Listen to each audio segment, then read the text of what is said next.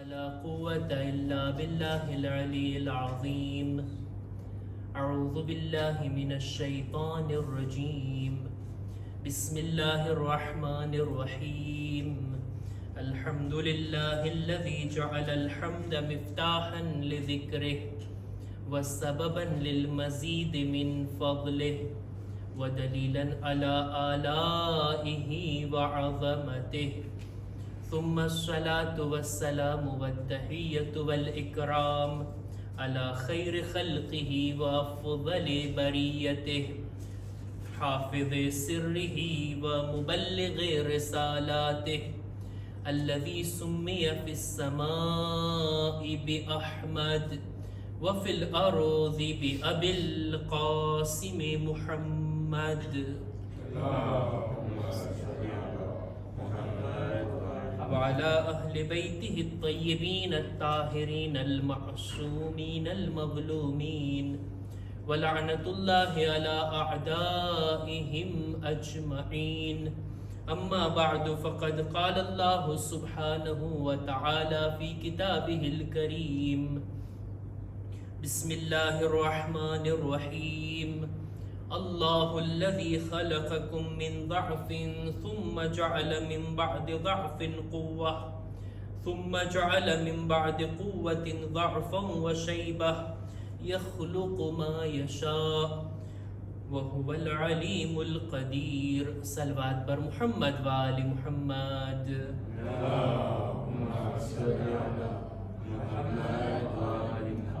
માહ શાબાન રસૂલ ખુદાનો આ મહિનો, આ મહિનાની ઇબાદતો, આ મહિનાની બંદગીની અંદર જ્યાં મુનાજાત શાબાનિયા છે, જ્યાં સલવાત શાબાનિયા છે, જ્યાં આ મહિનાના મુસ્તહબ રોઝા છે, સાથોસાથ ઇસ્તિગફાર. હદીસમાં મળે છે કોઈ દિવસના 70 વખત ઇસ્તિગફાર કરે તો એના બધા ગુનાહ ખુદા માફ કરી દે છે આ શાબાન મહિનામાં, ભલે એના ગુનાહ આસમાનના સિતારા જેટલા કેમ ના હોય. આ મુબારક મહિનાથી, આ શાબાન મહિનાની બરકતોથી આપણે લાભ અને ફાયદો ઉઠાવીએ. આ મહિનાની અંદર કે જે પૂરેપૂરો ખુશીનો મહિનો છે, ઇમામ હુસૈન અલૈહિસ્સલામની વિલાદત થકી આ પૂરા મહિનાની અંદર ખુશી અને ખુશીની જ મુનાસિબતો છે. એમાંથી એક ખુશી મનાવવા આજે આપણે બધા જમા થયા છીએ. આપણા બીજા ઇમામ, ઇમામે હસન મુજતબા અલૈહિસ્સલામ.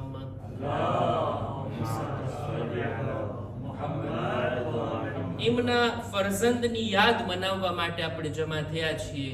એક જવાનની ગુફ્તગુ કરવી છે, એમનો જિક્ર આપણે કરવો છે, જેથી જ ચાહું છું કે કુરાન મજીદની એક આયતને પઢું, એક બે રિવાયતોને પઢું, અને એ પણ જવાન અને જવાનીના બારામાં. કુરાન મજીદમાં શું જવાનીનો કોઈ ઉલ્લેખ છે? જવાનીના બારામાં ખુદાએ કંઈ બયાન કર્યું છે? હા, ઉમ્રના આ સમયગાળાના બારામાં ખુદાવંદે આલમ સૂરે રૂમની 54મી આયતમાં આ રીતના બયાન કરે છે કે ખુદાવંદે આલમ ઈ છે અલ્લાહુ અલ્લઝી ખલકકુમ મિન ضعફિન ثم جعل من بعد ضعف قوة.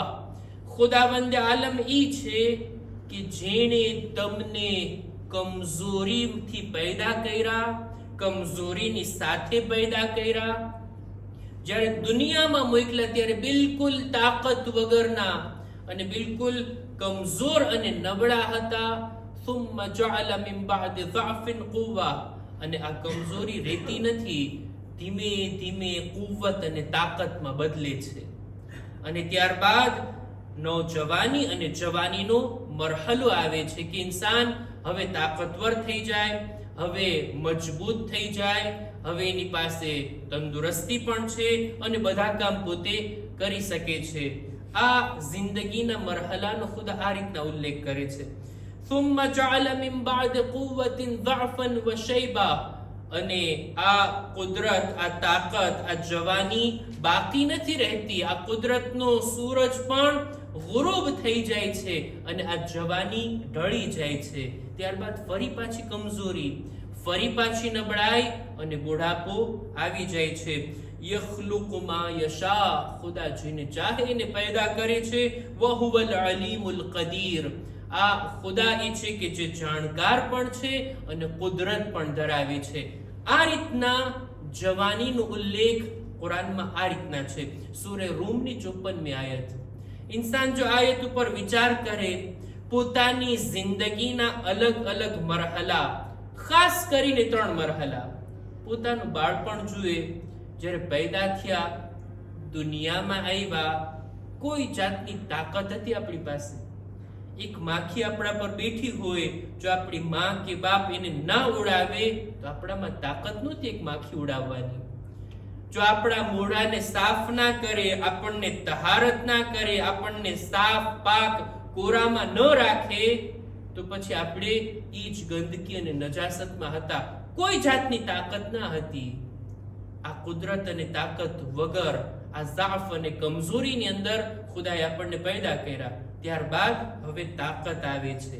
હવે ઇન્સાન નૌજવાન અને જવાન થાય છે. આ જવાનીના બારામાં કુરાની મજીદની આ આયતના બાદ હું ચાહું છું કે માસુમીનની હદીસથી આપણે જોઈએ કે આ જવાનીના બારામાં તેમણે શું ફરમાવ્યું. માસુમીન તાકીદ કરતા હતા કે આ જવાનીથી લાભ ઉઠાવવામાં આવે.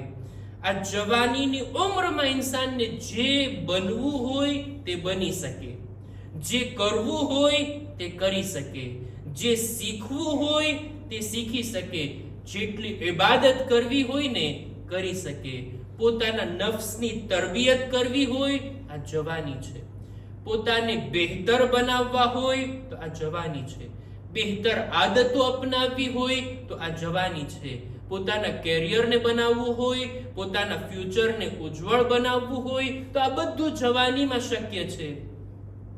એટલે જ હદીસમાં છે, રસૂલે ખુદા સલ્લલ્લાહુ અલૈહિ વસલ્લમ ફરમાવે છે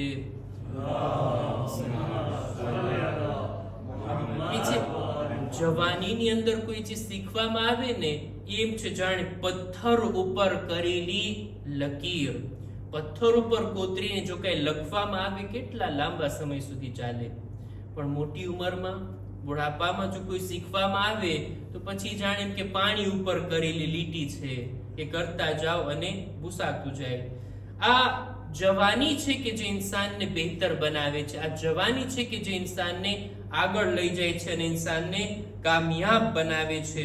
જવાનીના બારામાં કુરાની મજીદની આયત કે જેની અંદર આ ઉલ્લેખ છે કે ખુદાએ કુદરત અને તાકાત આપી છે, ઇન્સાનને બધા કામો કરવા માટે સશક્ત બનાવ્યો છે. આ સમયગાળાની અંદર, આ પીરિયડની અંદર, આ સમયમાં જો કોઈ જવાન ગુનાહના રસ્તાને ન અપનાવે અને ઇબાદતના રસ્તે આવી જાય ને તો ખુદા મલાઈકાની સામે ફખ્ર કરે છે કે છે જુઓ તો ખરા મારા આ જવાન બંદાને કે જે મારી ખુશી ખાતર ગુનાહથી બચીને આવ્યો છે ઇબાદત કરવા માટે, મારી ખુશી માટે ઈ ઇબાદત કરે છે, નમાઝો પઢે છે, બંદગી કરે છે, મલાઈકાની સામે ખુદા ફખ્ર કરે છે. અને જવાની છે ઇબાદતનો સમયગાળો. જવાની છે કે જ્યારે ઇન્સાન બધી ઇબાદતોને આસાનીથી અંજામ આપી શકે. નમાઝ શબ પઢવી હોય, રોઝા રાખવા હોય, ત્યાં સુધી ઉલમા ભલામણ કરે છે હજ પણ જવાનીમાં જ કરી આવે ઇન્સાન. અને આ જવાનીની અંદર આ ઇબાદતને સુકૂનથી અંજામ આપી શકે. બીજી બધી માલી ઇબાદતો જવાનીથી જ પોતાના ખુમ્સના હિસાબને રાખે, જવાનીથી જ નેકીઓ કરતો જાય, જવાનીથી જ પોતાની ઇબાદતો કઝા ન થાય એની તાકીદ રાખે. આ જવાની છે કે જે ખુદાવંદ આલમ ફરિશ્તાઓને સામે જોઈને આ જવાન ઉપર ફખ્ર કરે છે. એક હદીસની અંદર મેં વાંચ્યું કે બુઢાપાની અંદર કે જ્યારે ઇન્સાન યા તો બીમાર હોય, કમજોર હોય, ઝઈફ હોય, ત્યારે ઘણું ઇબાદત કરવાનું મન થાય, ઘણી ઇબાદતો બંદગી કરવાનો એને શોખ દિલમાં પેદા થાય, પણ બદન સાથ ના આપે. ત્યારે પછી ઊભા રહેવું પણ મુશ્કેલ, 2 રકાત નમાઝ પઢવી પણ મુશ્કેલ, ત્યારે મજલિસો માતમમાં આવવું પણ એટલું મુશ્કેલ થઈ જાય. એટલે જ હદીસની અંદર મળે છે, હદીસમાં કહેવામાં આવ્યું કે યુક્તબુ લિલ મરીદિલ કબીર મિનલ હસનાત અલા હસ્બી મા કાન યઅમલુ ફી શબાબિહી વ સિહ્હતિહી મિન અઅમાલિલ ખૈર. કોઈ પણ કમજોર, બીમાર અને ઝઈફ ઇન્સાન માટે, બુઝુર્ગ ઇન્સાન માટે ઈ જ નેકીઓ ઈ પ્રમાણે જ લખાય છે જે રીતના ઈ જવાનીમાં અંજામ આપતા. જવાનીમાં કોઈ નમાઝે શબ પડતું, બુઢાપામાં નથી પડાતી. ખુદા બુઢાપાની અંદર પણ ઈ જ સવાબને લખે છે જે જવાનીમાં એને ઇબાદતો કરી. જવાનીમાં વાજિબ રોઝાની સાથે મુસ્તહબ રોઝા પણ રાખ્યા, નેકીઓ કેટલી કરી, સારા સારા કામો કર્યા. ખુદા ઈ જ પ્રમાણે જે જવાનીમાં કર્યું ને ઈ જ લખશે, અહીંયા લખતો રહે છે અને ઈ સવાબ એને મળતો રહે છે. પણ જવાનીમાં જો કંઈ ના કર્યું, જવાની હસવામાં, રમવામાં, લહેવો લએબમાં, નકામા કામોમાં, બેહુદા કામોની અંદર જો પસાર કરી અને પછી બુઢાપામાં અલ્લાહ અલ્લાહ કરવા બેઠા તો પછી શું અંજામ થશે? એક સલવાત પર મુહમ્મદ વાલે મુહમ્મદ.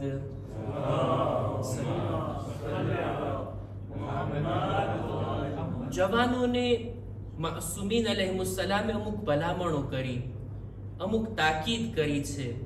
એમાંથી એક તાકીદ આ હતી કે જવાનીમાં કુરાન મજીદ સાથે એક લગાવ પેદા કરે ઇન્સાન. બહુ બુરી વાત કહેવાય કે એક જવાનને, અહેલે બેતના ચાહવા વાળાને કુરાન પડતા ના આવડતું હોય, કુરાનની તિલાવત ના કરી શકતો હોય, અને કરે તો એ 10 ભૂલોની સાથે, એટલી ગલતીઓની સાથે. કુરાન મજીદની તિલાવત એ પણ સારી રીતના, માસુમીનની ભલામણ. એક જવાન છે મૌલા અલીના જમાનામાં, ઈ પોતાનું કામ કરી રહ્યો હતો, કપડા સીવવાનું એનું કામ હતું. કામ કરતા કરતા કઈ ગાઈ રહ્યો હતો, કોઈ શેર હશે, કોઈ બીજી કઈ વાતો હશે, કઈ મોઢા ઉપર લાવી રહ્યો હતો. ઇમામ એને કહે છે કે આ બધું પડવા કરતા, આ બધું બોલવા કરતા કુરાનની તિલાવત કરને તો બહુ સારો. આ જવાન પણ કહે છે મૌલા તિલાવત કરવું તો મને ગમે છે પણ મને આવડતું નથી, મને શીખવું છે, તાલીમ લેવી છે એની. ઇમામ તાકીદ કરે છે કુરાનની પહેલા તું તાલીમ લે, કુરાન શીખી લે, અને કુરાનની તિલાવત તારી જબાન પર શોભે, કુરાનની તિલાવત તારી સામે થાવી જોઈએ, તને આવડવી જોઈએ. છઠ્ઠા ઇમામની હદીસ છે કે કોઈ જવાનીમાં જો કુરાનથી લગાવ પેદા કરે, કુરાન મજીદની તિલાવત કરતો રહે તો આ કુરાન એના ખૂન અને ગોશ્તમાં શામિલ થઈ જાય. અને આ જવાન કે જો કુરાન સાથે માનૂસ હોય ને એ પછી આડે રસ્તે જતા અટકી જાય, સીધા રસ્તા ઉપર આવી જાય, ખુદ પોતે બહેતર બને, બીજાઓ માટે હિદાયતનું કારણ બને. તમે જો તારીખની અંદર મળે છે રસૂલે ખુદા મક્કામાં પોતાની દાવતની શરૂઆત કર્યા ને, મક્કામાં તબલીગની શરૂઆત કર્યા અને લોકોને દીન તરફ બોલાવતા. મદીનામાં કોઈ મુસલમાન નહોતું. મદીનાના લોકો આવતા મક્કા, જ્યારે હજની મોસમમાં આવતા, રસૂલે ખુદાની વાતોને સાંભળતા. 2 કબીલાના ઔસ અને ખઝરજ 2 જવાનો આવે છે રસૂલે ખુદાની ખિદમતમાં. રસૂલની વાતને સાંભળ્યા, કુરાન મજીદની તિલાવતને સાંભળ્યા, અને આ લોકો મુસલમાન થઈ ગયા, ઈમાન લઈ આવ્યા. રસૂલે ખુદાની એમની ખિદમતમાં આવ્યા, એમની બૈઅત કર્યા, એમનાથી એક માંગણી કર્યા, યા રસૂલલ્લાહ, મદીનામાં કોઈ મુસલમાન નથી, કોઈ તમારી આ દાવતને ફેલાવનાર નથી, બની શકે તો કોઈને મોકલો ને અમારી સાથે કે જે લોકોને દીનની તાલીમ આપે અને ખાસ કરીને કુરાન મજીદ શીખાડે. રસૂલે ખુદા પોતાના અસહાબ, ત્યારે બહુ ઓછા લોકો હતા, મક્કામાં બહુ ઓછા રસૂલ પર ઈમાન લાવ્યા હતા. એમાંથી એક જવાનને રસૂલે ખુદા પસંદ કરે છે. મુસઅબ ઇબ્ન ઉમૈર એક જવાન છે કે જેને કુરાન મજીદથી લગાવ, કુરાનનો શૌક, વધુ પડતી આયતો એને શીખી હતી. અને રસૂલે ખુદાના નુમાઇંદા તરીકે કે જાઓ તમે મદીના અને આ લોકોને દીનની તાલીમ આપો અને કુરાન મજીદ સંભળાવો. આ જાય છે, આનો કદમ પડવો હતો મદીનામાં કે ઔસ અને ખઝરજ આ બંને કબીલામાં જે જંગ હતી, જે લડાઈ હતી, જે લોકો ફક્ત પોતાને જંગ માટે તૈયાર કરતા હતા, આ જાય છે અને ત્યાંના લોકોને કુરાનની તાલીમ આપે છે. લોકોને દીન તરફ બોલાવે છે. આ એક કુરઆન પડવા વાળા જવાનના લીધે આખું મદીના મુસલમાન થઈ ગયું. અને રસૂલે ખુદાની હિજરતના અસબાબ ફરાહમ થયા. રસૂલે ખુદાને આવકારવા માટે, એમને પોતાના તરફ બોલાવવા માટે આખું મદીના તૈયાર થાય છે. એની શરૂઆત થઈ છે તો અહીંયાથી કે રસૂલે એક જવાનને આ જિમ્મેદારી સોંપી કે જા તું આ લોકોને કુરઆન શીખાડ. બહરહાલ અહલે બેતના જવાનનો જિક્ર છે તો આપણે એની બરકતથી જવાન કેવો હોવો જોઈએ આ બાબત ઉપર વિચાર કરીએ. એક જવાન કે જે મુસલમાન પણ હોય, અહલે બેતનો ચાહવા વાળો પણ હોય, ઇમામ હુસૈનનો અઝાદાર પણ હોય, છઠ્ઠા ઇમામનો શિયા પણ હોય, ઇમામે ઝમાનાનો ઇંતજાર કરવા વાળો પણ હોય, એ જવાન કેવો હોવો જોઈએ, કેવી એની ક્વોલિટી હોવી જોઈએ, કેવી સારી સિફતો અને કેવા ગુણ હોવા જોઈએ, આ બાબત ઉપર વિચાર કરવાની આ મુનાસિબત છે. જ્યારે અહલે બેતના ઘરાનાના કોઈ જવાનનો આપણે જિક્ર કરતા હોય, આજે આપણે આપણા બીજા ઇમામ એમના ફરઝંદની યાદ મનાવવા જમા થયા છીએ. સલવાત પડવાનો હૌસલો ના હોય એટલે નથી પડાવતો હું. તમને હૌસલો હોય તો એક બાવાઝે બુલંદ સલવાત.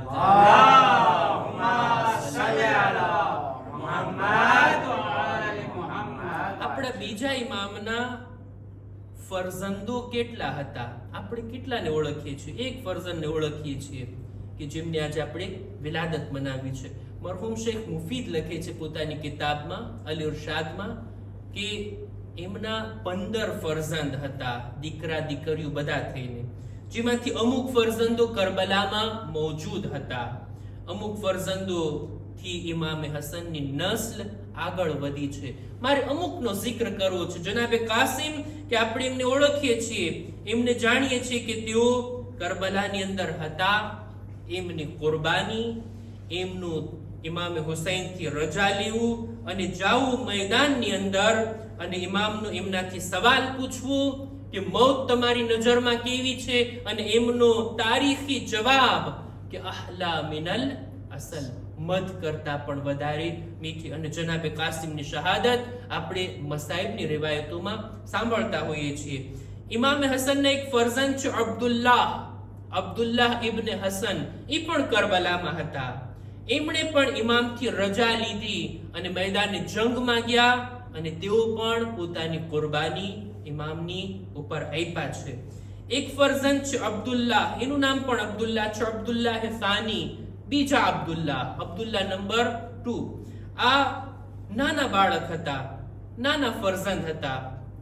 ઇમામે હુસૈનની છેલ્લી ઘડી જ્યારે તેઓ ઘોડાથી જમીન પર આવ્યા અને બસ હવે શિમ્ર એમને કત્લ કરવા ચાહતો હતો, આ બાળક ઇમામે હસનનો આ ફરઝંદ પોતે દોડીને જાય છે પોતાના ચાચાની હિફાજત માટે. એ દુશ્મનો, તમે મારા ચાચા ઉપર હમલો કરો છો. જ્યારે ઇમામ પર હમલો કરવા ચાહતો હતો દુશ્મન, આ બાળક પોતાના હાથ રાખી દે છે અને એના હાથ કપાઈ જાય છે અને આ બાળક ઇમામની બાજુમાં જ શહીદ થાય છે. ઇમામે હસનના આ ફરઝંદ છે. ઇમામે હસનના એક ફરઝંદ છે જેનું નામ છે ઝૈદ. આ ફરઝંદ એ છે કે જે એમનો ઉલ્લેખ નથી મળતો કે તેઓ કરબલા આવ્યા હોય. કરબલાના સફરમાં એમનો જિક્ર નથી થતો, કોઈ કારણોસર હતા એ મદીનામાં. તેમની ઉંમર પણ ઘણી લાંબી હતી અને હિજરી સન 120માં 90 વર્ષની ઉંમરમાં તેઓ આ દુનિયાથી ગયા અને રસૂલે ખુદાની વક્ફ કરેલી અમુક ચીજો પર પોતે દેખરેખ રાખતા હતા. બની ઉમૈયાના એક હાકીમે આ બધા વક્ફની ચીજોને ઝડપી લીધા, હડપ કરી લીધા. વળી પાછું ઉમર ઇબ્ન અબ્દુલ અઝીઝનો જમાનો આવે છે ત્યારે પાછી આ જવાબદારી એમને સોંપે છે. બહુ નેક ઇન્સાન હતા, સારા અખલાક વાળા હતા અને લોકોની મદદ કરતા હતા. લોકો દૂર દૂરથી પોતાની મુશ્કેલાતને લઈને આવતા અને એમની પાસે પોતાની મુશ્કેલાતને તેઓ રાખતા હતા. ઇમામના એક ફરઝંદ છે, એનું નામ પણ છે હસન. એ જમાનામાં આ રિવાજ હતો, બાપનું નામ હોય એવું દીકરાનું નામ, હસન ઇબ્ન હસન. આમનું નામ પણ હસન હતું. એક લકબ પણ બાજુમાં રાખી છે, હસન અનવર. એમની દીકરી છે એક નફીસા ખાતુન, બીબી નફીસા. મિસ્રની અંદર, ઇજિપ્તની અંદર એમનું એક હરમ છે, ત્યાં તેઓ દફન છે. ગુંબદુ બારગાહ લોકો ઝિયારત માટે જાય છે, કારણ કે ઇમામે હસનના દીકરાની આ દીકરી છે. બહુ નેક ખાતુન હતા. એમની જિંદગી વિશે હું પડેલું છું, મજલિસની અંદર આપણે સાંભળ્યા હશું. બીબી નફીસા ખાતુન બહુ કુરાનની તિલાવત કરતા. આખી જિંદગીમાં 6000 કુરાન એમણે ખતમ કર્યા. અને જ્યારે આ દુનિયાથી ગયા ત્યારે રોઝાની હાલતમાં હતા. કુરાન પડતા પડતા અને રોઝાની હાલતમાં દુનિયાથી ગયા. બીબી નફીસા ખાતુન, એમના વાલિદ છે હસને અનવર, અને આ પણ ઇમામ હસનના એક ફરઝંદ હતા. હજી એક ફરઝંદ છે, એમનું નામ પણ હસન છે, હસન ઇબ્ન હસન, પણ એને કહેવાય છે હસન મુસન્ના, એટલે બીજા હસન, હસન નંબર 2. અને આ હસન પણ કરબલામાં હતા. કરબલામાં તેઓ મોજૂદ હતા. તેઓ પણ જંગમાં ગયા. જંગ કરતા કરતા શદીદ જખ્મી થઈ ગયા. એટલા જખ્મી થયા કે દુશ્મનોને લાગ્યું તેઓ શહીદ થઈ ગયા. પણ હકીકતમાં તેઓ શહીદ નહોતા થયા. જ્યારે શોહદાના સરને બદનથી જુદા કરવામાં આવી રહ્યા હતા, ત્યારે એમને જોવામાં આવ્યા કે એ તો બાહયાત છે, એ તો જખ્મી છે, એ શહીદ નથી થયા. કરબલાનો બનાવ બની ગયો. સૌથી છેલ્લે જ્યારે શોહદાને કત્લ કરવામાં આવી, શોહદાના સરને જુદા કરવામાં આવી રહ્યા હતા, ત્યારે જોયું કે એ તો જિંદા છે. ત્યારે ઇમામે હસનની એક દુખ્તર પોતે આવે છે, આગળ વધે છે અને દુશ્મનોના હાથથી એમને છોડાવે છે, એમને બચાવે છે. કારણ કે આ દુખ્તર, એની માં જે કબીલાની હતી, એ કબીલાના જ લોકો આ કરબલામાં શોહદાના સરને જુદા કરી રહ્યા હતા. એમના લહેજામાં એમની ઓળખાણ કરાવી અને શફાઅત કરે છે, ભલામણ કરે છે કે આ જખ્મી છે, એમને છોડી દેવામાં આવે, એમને કત્લ ના કરવામાં આવે. બહરહાલ એમને છોડવામાં આવ્યા, એમને લાવવામાં આવ્યા. જખ્મી હતા કરબલા પછી પણ તેઓ ઘણા વર્ષો સુધી જીવતા રહ્યા. અને તેઓએ આપણા ત્રીજા ઇમામની એક દુખ્તરની સાથે તેમણે શાદી કર્યા. ઇમામે હસનની આટલી ઔલાદમાંથી ફક્ત 2 ઔલાદથી જ એમની નસ્લ આગળ વધે છે. એક હસન મુસન્ના અને બીજા છે ઝૈદ.